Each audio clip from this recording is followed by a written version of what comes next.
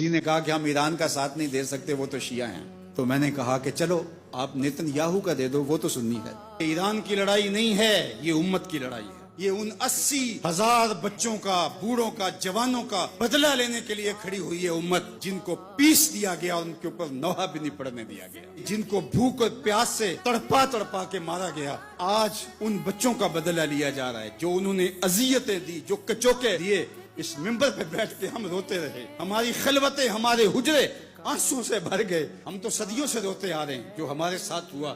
ہم نے اپنے بوڑھے باپ کو روتے ہوئے دیکھا اس امت کے لیے، ہم نے اپنے مشائخ اور اساتذہ کو روتے ہوئے دیکھا. یار یہ وقت ہے، کیوں مایوسی پھیلاتے ہو؟ کتاب ملت بیضا کی پھر شیرازہ بندی ہے کہ شاخ ہاشمی کرنے کو ہے پھر برگو ثمر پیدا. نوا پیرا ہوا ہے بلبل کہ ہو تیرے ترنم سے کبوتر کے تنے نازک میں شاہی کا جگر پیدا. انشاءاللہ یہ دن گنے جا چکے ہیں. مغرب سے قیادت مشرق کی جانب منتقل ہونے والی ہے. آپ چائنا کے صدر کا بیان پڑھیے، بصیرت اور حکمت سے بھرا ہوا وہ بیان تھا جس نے سینہ ٹھنڈا کر دیا. دنیا کی نظروں میں سب کچھ ہے، بس ایک آواز اٹھنی ہے اور دنیا کی نئی صف بندی ہوگی اور مغرب سے مشرق کی جانب قیادت منتقل ہو رہی ہے انشاءاللہ.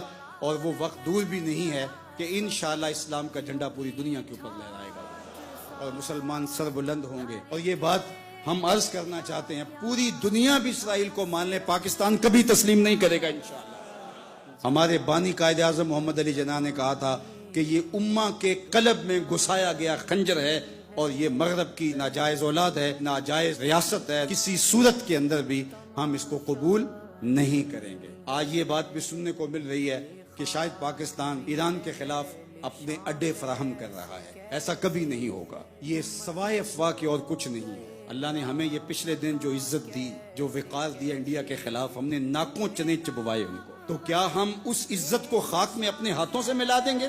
ہم اتنے گرے ہوئے ہیں کہ اپنے ہمسائے ملک کے مقابلے کے اندر ہم اڈے فراہم کر دیں گے؟ کیا ہماری غیرت اتنی بھی نہیں ہے؟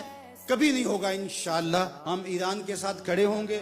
کیسے کھڑے ہوں گے؟ یہ ہمارے عسکری ماہرین کا تجربہ ہے کہ انہوں نے کیسے کھڑے ہونا ہے اور کس